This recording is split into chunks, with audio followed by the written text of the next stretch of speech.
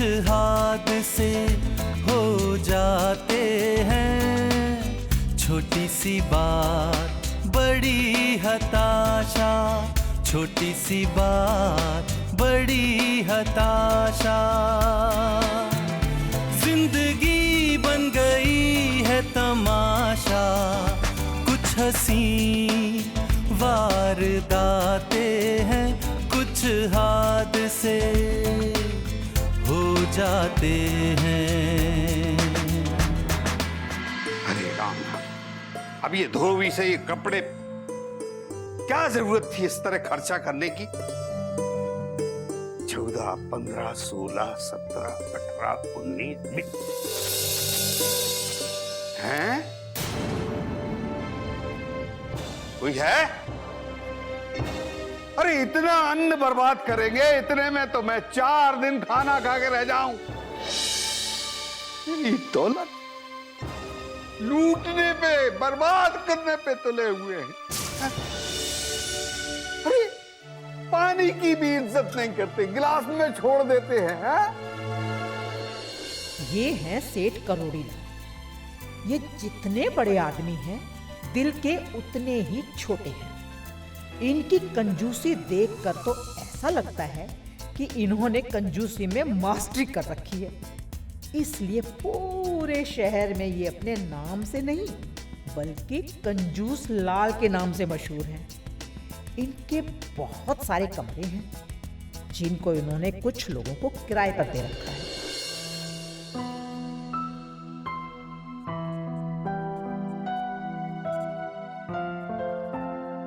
नमस्कार सेठ जी। हाँ नमस्कार, आ गए आप? आपने बुलाया था, कुछ काम था मुझसे। वो कहाँ जा रहे हैं? वो कुर्सी लेने बैठ के बातें कर अरे लेंगे। हम मकान मालिक हैं, आप हमारे सामने बैठिएगा। आप किराएदार हैं, खड़े होकर बात कीजिए। और ये बताइए, आपके यहाँ ये 4 मेहमान फिर आ गए, ये क्या चक्कर है? अब सेठ जी, मेरे मेहमान मेरे घर नहीं आएंगे तो क्या किसी और के घर जाएंगे? देखिए, लेकिन मुझे आए दिन इस तरह मेहमानों को आना पसंद नहीं है। लेकिन सेठ जी, मेहमान आपके घर थोड़ी आए, मेरे घर आए। आपको तकलीफ क्यों हो रही है? शंकर जी, आप भूल रहे हैं कि ये घर मेरा है और आप सिर्फ किराएदार हैं, समझे ना? सेठ जी, आप ही भूल रहे हैं, जो किराएदार जितने दिन किराए पे रहता है वो मकान उसका कहलाता है। और वैसे भी मैं तो ऐसा किराएदार हूँ जो महीना खत्म होने से पहले किराया दे देता हूँ। पर आप किराया सिर्फ अपना देते हैं, रोज रोज आने वाले मेहमानों को नहीं। आप भी क्या बात करते हैं सेठ जी? अब मैं जहाँ रहता हूँ मेहमान तो वहीं आएगा ना, इसमें आपका क्या जाता है? जाता है, बहुत कुछ जाता है। मेहमान तुम्हारे आते हैं, वो यहाँ रहते हैं, फर्श घिसता है, पैसा मेरा जाता है। वो यहाँ रहते हैं, नहाते हैं, पानी खर्च होता है, मेरा पानी जाता है। वो यहाँ गंदगी फैलाते हैं, मेरा पैसा जाता है। वो यहाँ बिजली जलाते हैं, उसका बिल आता है, वो मैं भरता हूँ, मेरा जाता है। सब कुछ मेरा ही मेरा जाता, तुम्हारे मेहमानों को कुछ नहीं जाता, समझे? अरे सेठ जी, बिल तो आप उसी पैसे से देते हैं ना जो हम आपको किराया देते हैं। अरे आपको तकलीफ क्यों होती है?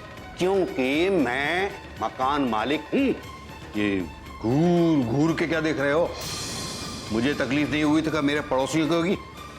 कान खोल के सुन लो, मुझे अपने यहाँ किसी का भी कोई भी मेहमान नहीं चाहिए, बस। सेठ जी नमस्ते। नमस्ते। ये सेठ जी आप क्या कह रहे हैं? अरे हमारे शास्त्रों में तो मेहमान को अतिथि देवो भव कहा गया है। पंडित जी, आप शास्त्रों की दुआई देने लगे। अरे शास्त्रों में जो कुछ लिखा है, क्या हम लोग उस पर अमल करते हैं कभी? जब कभी कोई बात बिगड़ जाती तो हम शास्त्रों की दुहाई देने लगते हैं, और जब शास्त्रों में लिखी सच्चाई पर चलने की बात आती है तो शास्त्रों को लपेट के पोटली बना के ताक में रख देते हैं हम लोग। आप फिर सुबह सुबह बहस करने लग गए। देखिए, आपको शुगर है और डॉक्टर ने ज्यादा से ज्यादा आराम करने के लिए कहा है ना। अरे देखो सेठानी, मुझे अपने आराम से ज्यादा फिक्र इस अपने मकान की है। ये फिक्र तो जिंदगी भर की फिक्र है। पहले ये बताइए कि डॉक्टर ने जो दवाइयां लिख के दी थी वो आप क्यों नहीं लेके आए? वो हाँ, मैं गया था लेने बाजार में, और मैंने उनका भाव पूछा तो वो इतनी महंगी थी कि मैं बिना लिए ही वापस आ गया। आप अंदर चलिए और चलकर आराम कीजिए। और मुझे इनसे बात करनी है। बातें बाद में कीजिएगा। चलिए चलकर आराम कीजिए। पर ये पर मत छोड़िए, चलिए अरे चलिए ना।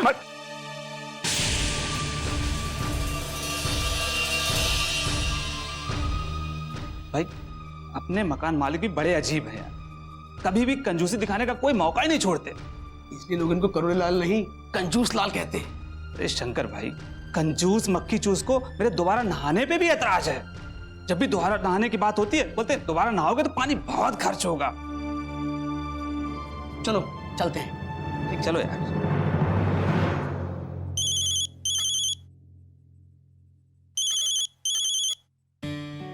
जी नमस्कार गोविंद जी। जी जी जी उसी पे काम चल रहा था। जी आप फिक्र मत कीजिए, मैं अपने काम में कभी कोई कमी नहीं छोड़ता। जी जी जी हाँ, मैं वक्त पे मुरादाबाद पहुंच जाऊंगा। हाँ जी हाँ बिल्कुल गोविंद जी आप एक बात का यकीन मानिए, ये बिजनेस मीटिंग हमारी हक में होगी। हाँ हाँ जी बिल्कुल, जैसे ही मैं मुरादाबाद पहुंचा आपको ही कॉल करूंगा। जी जी जी जी ओके ओके बाय। भैया क्या कर रहे हो भैया? क्रिकेट खेल रहा हूँ। मजाक छोड़ो ना भैया, बताओ ना क्या कर रहे हो? मुरादाबाद जाने की तैयारी कर रहा हूँ। मुरादाबाद? मगर क्यों? तुम्हारे लिए लड़का पसंद करने जा रहा हूँ। भैया जाओ, मैं आपसे बात नहीं करती। अरे नाराज क्यों हो रही हो भाई? दरअसल मैं मुरादाबाद अपनी बिजनेस की मीटिंग के लिए जा रहा हूँ, उसी पे काम कर रहा था बस। ये तो बहुत अच्छी बात है। बताओ मेरे लिए क्या लाओगे वहां से? चल तू ही बता क्या लेके आऊं। मुरादाबाद की सबसे मशहूर चीज जो हो बस वही लाना मेरे लिए। ठीक है ले आऊंगा, अब तुम जाओ, मुझे तैयारी करने दो। लाओ ना, मैं कुछ मदद कर देती हूँ। अरे नहीं बाबा, मैं खुद ही कर लूंगा, जाओ तुम। ठीक है मैं जाती हूँ, बाय।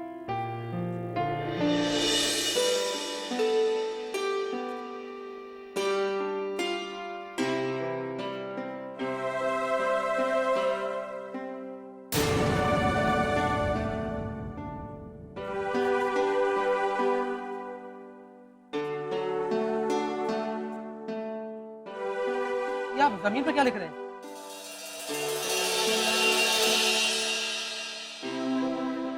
आपका तारुफ। मेरा नाम शंकर है। आप कौन हैं? मैं रमेश पंडित हूँ। और मैं मशहूर शायर गुलबहार खान हूँ। आप वो मशहूर शायर? क्यों, मैं शायर नहीं लगता? अगर आप शायर हैं तो कुछ सुनाइए। सुन पाओगे? मतलब जनाब मैं बहुत तल्ख अंदाज में सच्चाई बयान करता हूँ। आप सच्चाई सुन पाएंगे? आप पहले सुनाइए तो सही। मेरे अपने लूट रहे हैं मुझे, मेरे अपने लूट रहे हैं मुझे, मैं फिर भी बंद जुबां हूँ। ये कहते हुए शर्म आती है मुझे कि मैं वही हिंदुस्तान हूँ, कि मैं वही हिंदुस्तान हूँ। दूध की नदियाँ बहती थीं, दूध की नदियाँ बहती थीं, सोने की खेती होती थी। आज अपने लोगों के हाथों होता मैं नीलाम हूँ। ये कहते हुए शर्म आती है मुझे कि मैं वही हिंदुस्तान हूँ। मंदिर मस्जिद के खातिर लड़ो, मेरे किसी पन्ने में नहीं लिखा। मेरी तालीम तो प्यार सिखाती है, मैं गीता कुरान हूँ। ये कहते हुए शर्म आती है मुझे कि मैं वही हिंदुस्तान हूँ। वाह क्या बात है। कोई तन बेच रहा है, कोई अपना वतन बेच रहा है। हर आदमी बैठा है जैसे मैं एक दुकान हूँ। ये कहते हुए शर्म आती है मुझे कि मैं वही हिंदुस्तान हूँ। क्या बात है। यही चलता रहा दोस्तों, एक दिन हम वतन छोड़कर भागेंगे। और जो लोग गीता कुरान पढ़कर नहीं जागे, जो लोग गीता कुरान पढ़कर नहीं जागे, वो हमको सुनकर क्या जागेंगे? ऐसी कड़वी सच्चाई पहली बार सुनिए किसी की जुबान से। जनाब मेरे पास ऐसी बहुत सारी कड़वी सच्चाई, पर मैं आप लोगों का वक्त नहीं जाया करना चाहता। आप लोग जाओ और गुम हो जाइए अपनी अपनी जिंदगी में, अपने अपने काम में, क्योंकि आप लोगों के पास हिंदुस्तान के लिए वक्त ही नहीं है।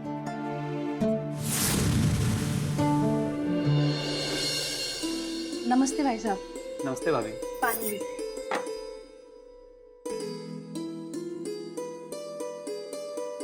और भाभी आप कैसी हैं?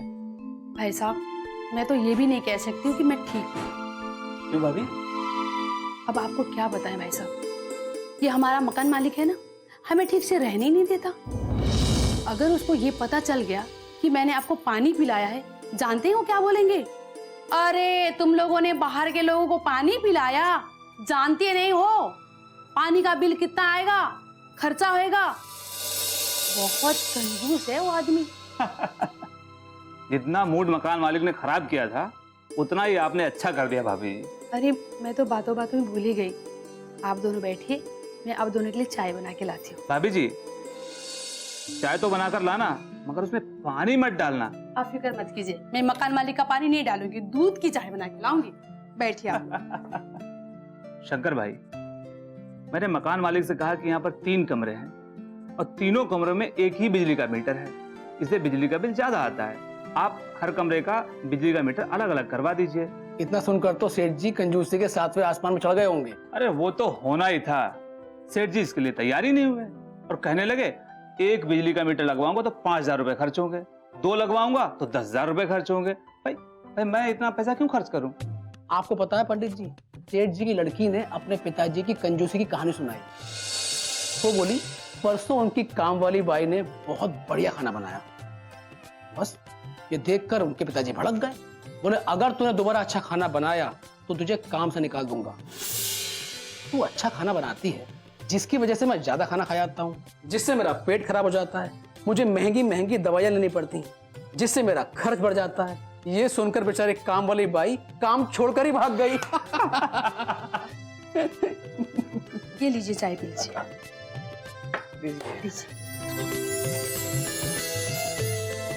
शुक्रिया, थैंक यू।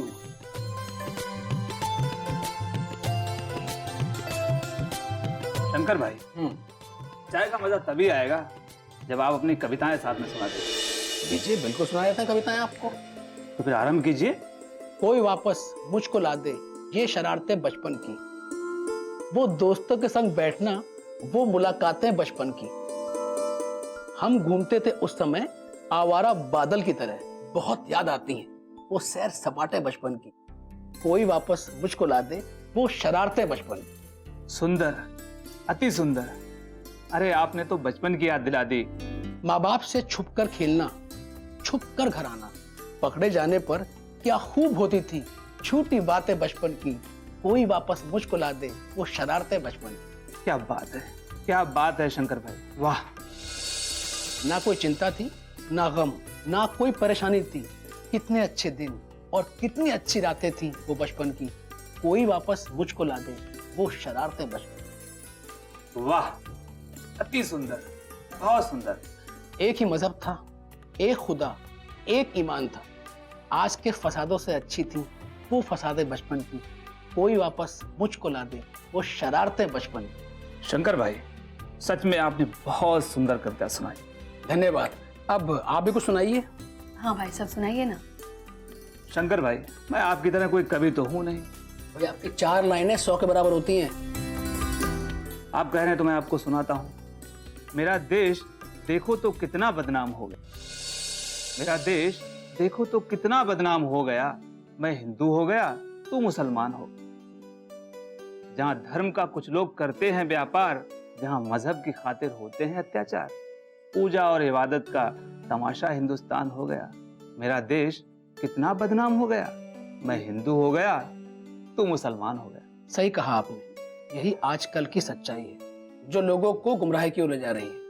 बिल्कुल सही कहा शंकर भाई आप। मैं तेरी रोज रोज के नाटक से बहुत परेशान हो गया ये शोर, आज मकान मालिक फिर शोर क्यों मचा रहे? अरे सेठ जी अपनी कंजूसी में 4 चांद लगा रहे होंगे। भाई चांद तो एक होता है, बाकी 3 चांद कहाँ से लाएंगे सेठ जी? चलिए ना, चलकर देखते हैं। हाँ बिल्कुल। चुप रहे नालायक, बात को समझता नहीं है। क्या हुआ सेठ जी, इतना हंगामा किस लिए?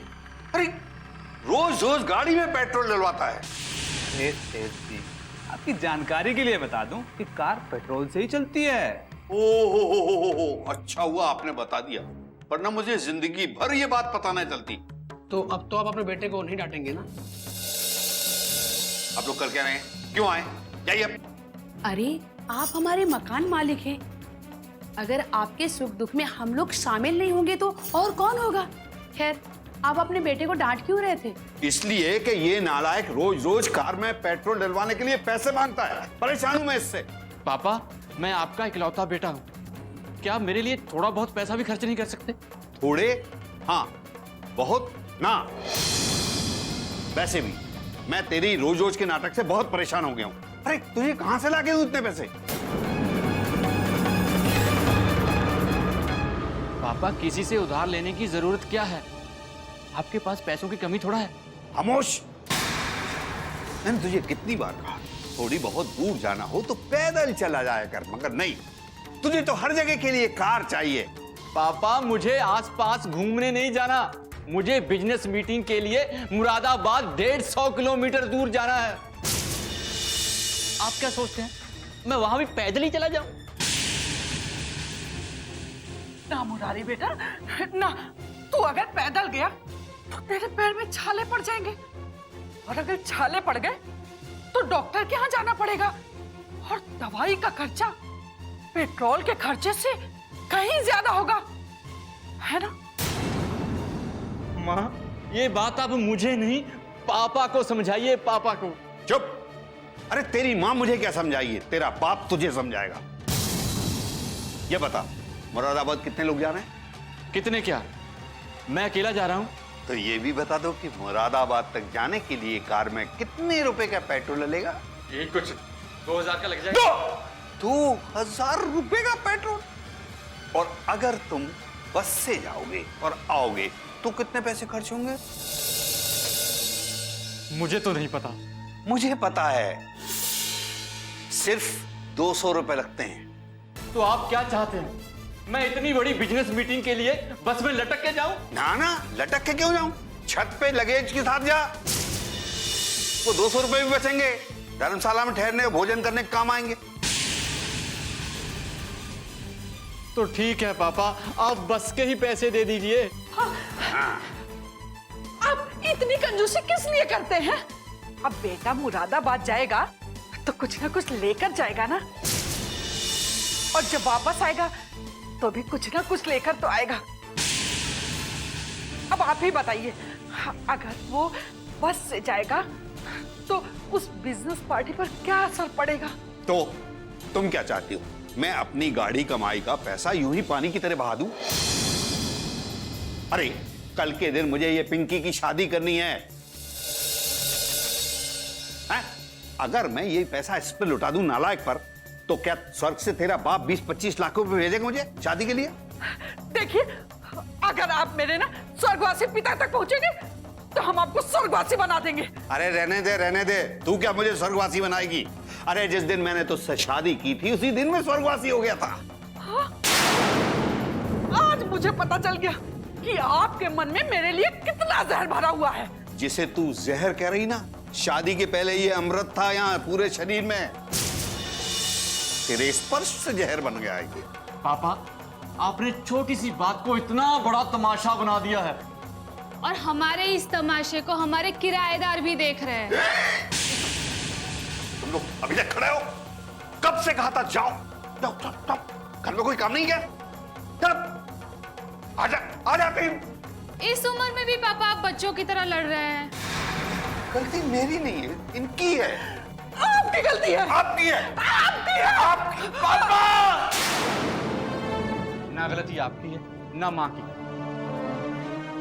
अक्सर बेफिजूल की बहस में ऐसी गलतियां हो जाती हैं।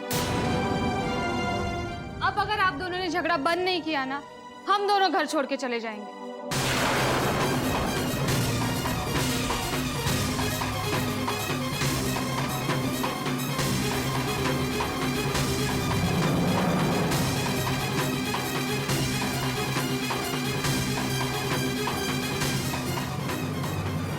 मेम साहब पानी खत्म हो गया है, कपड़े कैसे धोऊं?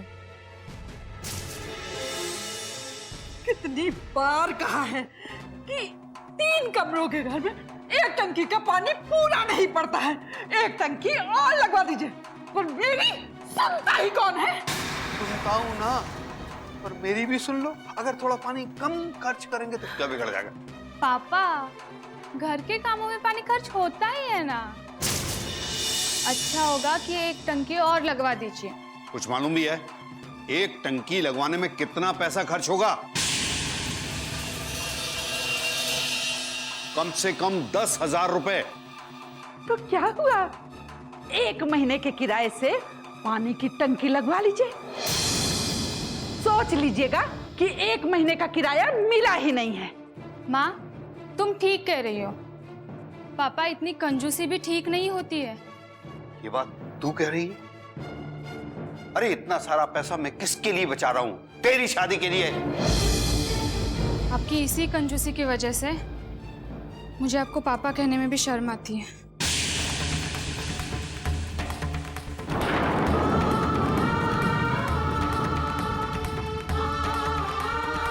जहां कहीं से भी गुजरती हूँ लोग यही कहते हैं, देखो जा रही है उस कंजूस मक्खी चूस की बेटी। मेरे साथ भी ऐसा ही होता है पिंकी। लोग तो ये भी कहते हैं कि जो इंसान कंजूस होता है उसका कोई मान सम्मान नहीं करता। जब कहीं इज्जत ही नहीं तो ऐसे पैसे को जमा करके क्या फायदा? चलो पिंकी, इनको अपने बच्चों की खुशियों से ज्यादा अपने पैसों से प्यार है। जो करे ज्यादा कंजूसी वो इंसान नादां है, ना तो उसकी है कोई इज्जत और ना उसका मान है। जो दुनिया में कमाया पैसा साथ नहीं वो जाता। छोटी सी बात बड़ी हताशा, छोटी सी बात बड़ी हताशा। जिंदगी बन गई है तमाशा, कुछ हंसी वारदाते हैं, कुछ हादसे हो जाते हैं। आज मेरी समझ में है कि बच्चों की खुशियों से बढ़कर दुनिया में कोई चीज नहीं।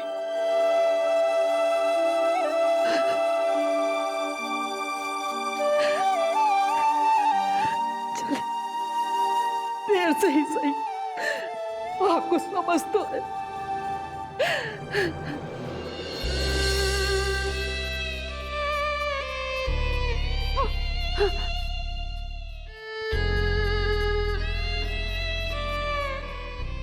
आज तू इतना बड़ा हो गया कि अपने पापा को माफ नहीं करेगा?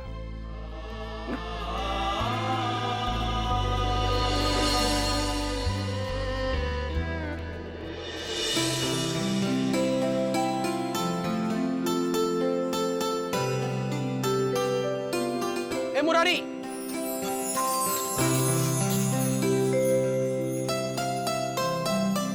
लगता है मुरादाबाद जाने का बंदोबस्त हो गया।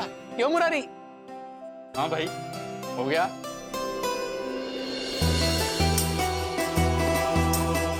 तो भैया, कार से जा रहे हो या बस से जा रहे हो? कार से जा रहा हूँ, कार से। और तो और पैसे भी पापा ने दिए हैं। अच्छा, हमें तो यकीन नहीं हो रहा है। अगर ये बात सच है तो आपके पापा की जिंदगी का ये पहला दिन होगा जो उन्होंने अपनी खुशी से आपको पैसे दिए हैं। हाँ भाभी जी, एक और खुशखबरी है। खुशखबरी? खुशखबरी? मगर किसके लिए? अरे हम सब के लिए आज ही पानी की नई टैंकी लगवा रहे हैं। अरे और तो और इसी हफ्ते हर कमरे में बिजली का नया मीटर लग जाएगा। अरे भैया तुम हम लोगों को लतीफा तो नहीं सुना रहे हो? अरे पंडित जी, मैं कोई लतीफा वजीफा नहीं सुना रहा। असल में हमने पापा को मना लिया है। भाई ये तो बहुत अच्छी बात है। हम इसके लिए आपका शुक्रिया अदा करते हैं। अरे भाभी जी, शुक्रिया की क्या बात है? भाई बात तो है, क्योंकि कंजूसी चीज ही ऐसी है तो कभी नहीं छूटती। बस तुमने ऐसा करके दिखाया है ना? अच्छा तो अब मैं चलता हूँ। और हाँ, एक बात और, मुझे उम्मीद है कि आप सब लोग अब मेरे पापा को कंजूस मक्खी चूस मकान मालिक नहीं कहोगे। बिल्कुल नहीं। ये सच बात है कि पैसा कमाना बहुत मुश्किल काम है और पैसों की बचत भी करनी चाहिए, लेकिन पैसों की इस कदर बचत करना भी मुनासिब नहीं होता कि पैसों की वजह से हमारे बच्चों का मुस्तकबिल खतरे में पड़ जाए। नई बात यह है बेगम कि वहां पर सेमिनार से पहले सामईन के लिए नाश्ते का भी इंतजाम किया गया है और शेरो शायरी के बाद में खाने का भी इंतजाम है।